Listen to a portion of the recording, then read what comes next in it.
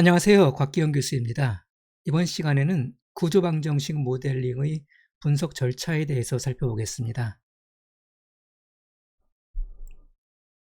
지난 강의 구조방정식 모델링의 개요와 구성 요소에서 살펴봤던 것처럼 구조방정식 모델은 측정 모델과 구조 모델로 구성이 됩니다. 다시 말해서 구조방정식 모델은 잠재 변수를 측정하는 측정 모델과 측정된 잠재 변수 간의 인과관계를 분석하는 구조 모델로 구성됩니다. 측정 모델에는 일반적으로 확인적 요인 분석이 사용되고 구조 모델에는 여러 개의 회귀 모델이 결합된 다중회귀 분석을 이용합니다. 구조방정식 모델은 흔히 이와 같은 경로도로 표현됩니다. 경로도는 관측 변수와 잠재 변수 간의 영향관계 그리고 잠재 변수 사이의 인과관계를 시각적으로 표현하기 때문에 복잡한 구조를 갖는 구조방정식 모델을 전체적으로 파악하고 이해하는 데 도움이 됩니다. 구조방정식 모델링에 의한 분석은 일반적으로 2단계 접근법에 따라 수행됩니다. 첫 번째 단계로서 우선 측정 모델을 대상으로 잠재 변수 및 관측 변수의 단일 차원성, 신뢰도, 타당도를 분석하고 평가합니다. 이어지는 두 번째 단계에서 검증된 관측 변수로 구성된 구조 모델을 바탕으로 잠재 변수 간의 경로 분석을 수행해서 잠재 변수 간의 영향관계를 검증합니다. 보통 가설 검증을 하게 됩니다. 먼저 측정 모델에 대해 살펴보겠습니다. 측정 모델에 대한 평가는 확인적 요인 분석을 통해 수행됩니다. 확인적 요인 분석은 모든 잠재 변수에 대해서 수행되어야 하며 잠재 변수별로 개별적으로 평가할 수도 있습니다만 일반적으로 전체 잠재 변수가 하나의 모델로 구성된 통합 측정 모델을 대상으로 한꺼번에 수행합니다. 확인적 요인 분석을 통해 잠재 변수의 단일 차원성, 신뢰도, 그리고 타당도를 평가할 수 있습니다. 신뢰도와 타당도를 평가하기에 앞서 단일 차원성에 대한 평가를 먼저 수행합니다. 측정 모델을 구성하는 관측 변수는 오직 하나의 구성 개념만을 측정해야 됩니다. 구성 개념이라는 것은 잠재 변수를 의미를 합니다. 측정 모델의 이러한 특성을 단일 차원성이라고 합니다. 측정 모델의 단일 차원성은 각각의 잠재 변수가 단일 요인 모델, 다시 말해서 하나의 요인을 갖는 모델에 의해서 잘 적합되는지를 평가합니다. 모델의 전반적인 적합도는 다양한 적합도 지표를 통해 평가할 수가 있습니다. 일반적으로 많이 사용되는 적합도 지표를 이 슬라이드에 소개를 했습니다. 이 적합도 지표 가운데 맨 위에 있는 카이스퀘어 지표는 관측된 공분산 행렬과 모델에 의해 예측된 공분산 행렬이 같다는 기무가설을 검증합니다. 따라서 카이스퀘어 검증 결과 기무가설을 기억하지 못하면 예를 들어서 유의수준이 0.05일 때 P값이 0.05보다 크면은 모델이 데이터를 잘 적합시켜 모델 적합도가 높다고 평가합니다. 하지만 카이스퀘어 값은 표본 크기가 증가함에 따라서 함께 커지는 경향이 있기 때문에 표본 크기가 크면은 기무가설은 쉽게 기각이 됩니다. 카이스퀘어 값은 클수록 데이터에 대한 모델의 적합도가 나쁘다는 것을 의미합니다. 따라서 표본 크기가 클 때 보통 이제 200 이상을 얘기를 합니다. 이 지표는 적합도 평가 항목에서 제외되기도 합니다. 대신에 이 슬라이드의 맨 아래에 있는 카이스퀘어와 자유도의 비율이 종종 사용이 됩니다. 카이스퀘어와 자유도의 비율이 3보다 작으면 모델의 적합도가 높은 것으로 평가를 합니다. 모델의 적합도는 크게 절대 적합도, 증분 적합도, 그리고 간명 적합도로 나누어 볼 수가 있습니다. 이러한 적합도 지표 가운데 어떤 것을 선택해야 하는지에 대한 일치된 견해는 없지만은 모델 적합도의 각 범주별로 적어도 한 개의 지표를 사용할 것이 권장이 됩니다. 단일 차원성은 각 잠재 변수에 대해 모든 관측 변수가 적정 수준 이상의 요인 적재 값을 가질 때 충족됩니다. 단일 차원성을 충족하기 위해서는 일반적으로 0.6 이상의 표준화 요인 적재값을 가져야 합니다.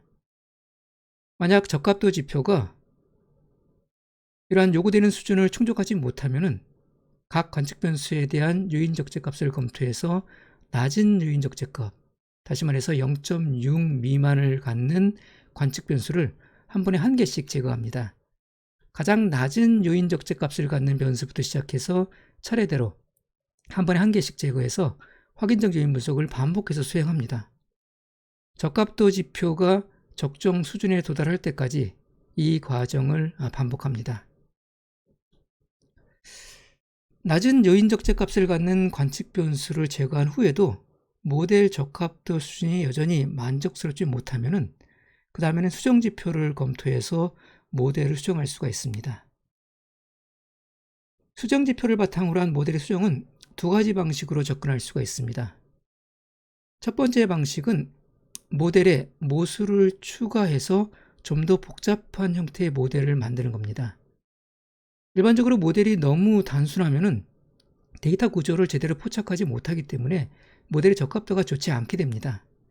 만약에 이런 경우라면 모델에 새로운 모수를 도입함으로써 데이터를 보다 잘 설명하는 모델을 만들 수가 있습니다. 새로운 모수를 도입한다는 것은 예를 들어 애초에 설정되지 않았던 경로 계수를 추가한다거나 측정 변수 간 공분선을 새롭게 설정한다거나 하는 작업을 얘기를 합니다. 수정 지표는 추정할 새로운 모수를 모델에 추가할 때 변화하는 적합도 크기를 나타냅니다. 모델 적합도의 변화량은 모수를 추가할 때 감소하는 카이스퀘어 값으로 나타냅니다. 모수를 추가하게 되면 설명력이 증가하기 때문에 일반적으로 카이스퀘어 값은 감소를 하게 됩니다. 따라서 수정 지표를 이용하면 어떤 모수의 추가가 적합도 개선에 도움이 되는지 알 수가 있고, 이러한 정보를 바탕으로 모델에 새로운 관계를 설정함으로써, 다시 말해서 모수를 추가함으로써 적합도를 개선할 수가 있습니다. 하지만 이런 접근 방식을 사용할 때는 한 가지 주의가 필요합니다. 구조 방식 모델은 기본적으로 탐색적 성격이 아니기 때문에, 다시 말해서 모델에 포함될 모수는 이론적 검토를 거쳐서 사전에 이미 결정되었기 때문에 새로운 모수의 추가는 신중할 필요가 있습니다. 이론적 정당성에 충분한 뒷받침 없이 수정 지표에만 의존해서 기계적으로 모수를 추가하게 되면은, 그리고 모델을 수정하게 되면은 데이터에 대한 과적합으로 인해 분석 결과의 일반화 가능성을 약화시킬 위험이 있습니다. 수정 지표를 이용한 두 번째 접근 방식은 기존의 불필요한 모수를 제거함으로써 좀 더 간명한 형태의 모델을 만드는 겁니다. 앞서의 방식이 모수를 추가해서 좀 더 복잡한 설명력이 많은 모델을 만드는 것이라 그러면은, 이 두 번째 방식은 모델이 도움이 안 되는 불필요한 모수를 제거함으로써 모델을 좀 더 간단하게 만드는 겁니다. 수정 지표를 이용하는 이러한 방법은 모델이 잘 적합시키지 못하는 부분에 대한 정보로서 수정 지표를 활용하는 겁니다. 모수를 추가할 경우 적합도에 큰 개선이 이루어진다는 것은 모델의 해당 부분이 그만큼 데이터를 잘 적합시키지 못한다는 뜻이기도 합니다. 이는 큰 수정 지표가 가리키는 부분에 모델의 적합도에 기여하지 못하는 불필요한 변수가 포함되어 있을 수 있다는 것을 의미합니다. 따라서 큰 수정 지표 값과 관련된 변수 가운데 하나를 제거함으로써 적합도를 개선할 수가 있습니다. 대상 변수 가운데 요인 적재 값이 작은 변수를 우선적으로 제거합니다. 수정 지표와 요인 적재 값을 고려해서 한 번에 한 개씩 변수를 제거하며 확인적 요인 분석을 반복해서 수행합니다. 적합도 지표가 적정 수준에 도달할 때까지 이 과정을 반복합니다. 불필요한 변수를 제거함으로써 추정해야 할 모수가 줄어들어 일반화 가능성이 높은 간명한 모델을 얻을 수가 있습니다. 특정 모델의 단일 차원성이 확보되면 이어서 각 잠재 변수의 신뢰도를 평가합니다. 신뢰도는 측정 척도가 측정하려고 의도하는 것을 얼마나 정확하게 오차없이 측정하고 있는지를 나타냅니다. 척도의 신뢰도를 평가하는 지표로서 일반적으로 많이 사용하는 것은 크롬보아 알파 계수입니다. 크롬보아 알파 계수는 하나의 개념을 여러 측정 항목으로 측정할 경우 나타나는 항목 간의 일관성이나 동질성의 정도를 평가합니다. 그래서 이를 내적 일관성이라고도 합니다. 크롬바 알파 계수에 대한 명확한 기준은 없지만 보통 0.7 이상이면 바람직한 수준으로 판단합니다. 문헌에 따라서는 보드라 세분화에서 크롬바 알파 값이 0.8 이상이면 바람직하고 0.6 이상, 0.8 미만이면 수용할 만한 수준이라고 판단하기도 합니다. 구조방식 모델링에서는 내적 일관성 지표, 즉 크롬바 알파 지표와 함께 측정 변수의 요인적 쟁값과 측정 오차를 함께 고려한 복합 신뢰도 CR의 사용이 권장이 됩니다. 복합 신뢰도 CR은 이 슬라이드에 있는 산식으로 계산할 수가 있습니다. 보통 0.7 이상일 경우 잠재 변수의 신뢰도가 확보된 것으로 간주합니다. 복합 신뢰도를 계산하는 산식을 보시면은 표준화 요인적 값 람다와 측정 오차 델타와 엡실론 그리고 측정 변수 개수 n을 이용을 해서 계산을 하고 있습니다. 신뢰도는 또한 모든 잠재 변수에 대한 평균 분산 추출 AV를 계산하여 평가할 수도 있습니다. AV 계산 산식 역시 슬라이드에 제시가 되어 있습니다. 복합 신뢰도 CR과 마찬가지로 표준화 요인적 값 람다, 측정 오차 델타와 엡실론 그리고 측정 변수 개수 n을 이용해서 계산합니다. AV 계산 산식의 맨 오른쪽을 보시면은 AV는 표준화 요인적 값의 제곱한 값을 모두 더해서 측정 변수의 개수로 나누어서 계산을 합니다. 표준화된 요인적 값의 제곱은 잠재 변수에 의해 설명될 수 있는 관측 변수 분산의 크기를 나타냅니다. 따라서 AV는 잠재 변수에 대한 관측 변수의 평균적인 설명력을 의미합니다. AV가 0.5 이상일 경우 신뢰도 요건을 충족한 것으로 판단합니다. 타당도는 측정 척도가 측정하려고 의도하는 것을 얼마나 충실하게 측정하고 있는지를 나타냅니다. 타당도는 크게 집중 타당도와 판별 타당도의 관점에서 평가합니다. 집중 타당도는 측정 척도가 측정하기로 되어 있는 잠재 변수와 관련을 갖는 정도를 나타냅니다. 이는 동일한 잠재 변수를 측정하는 여러 개의 복수의 측정 척도가 서로 어느 정도 일치하는지를 의미합니다. 잠재 변수의 측정 척도는 동일한 잠재 변수를 설명하도록 하나로 집중되어야 합니다. 이를 하나로 수렴되어야 한다라고도 표현을 합니다. 그래서 집중 타당도를 수렴 타당도라고도 합니다. 따라서 모든 관측 변수는 대응되는 잠재 변수에 의해 가능한 많은 분산이 설명되어야 합니다. 요인적 값이 클수록 집중 타당도는 증가합니다. 집중 타당도가 충족되기 위해서는 측정 모델의 모든 관측 변수의 요인적 값이 통계적으로 유의해야 합니다. 집중 타당도는 또한 평균 분산 추출 AV를 통해서도 평가할 수가 있습니다. 집중 타당도가 확보되기 위해서는 AV는 0.5 이상이어야 합니다.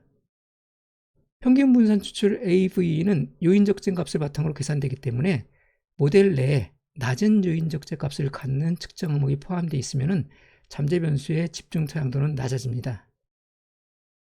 판별 타당도는 측정 척도가 측정하지 않기로 되어 있는 다른 잠재 변수와는 관련을 갖지 않는 정도를 의미합니다. 따라서 다른 잠재 변수에 속한 측정 변수 간에는 서로 관련성이 작아야 한다는 것을 나타냅니다.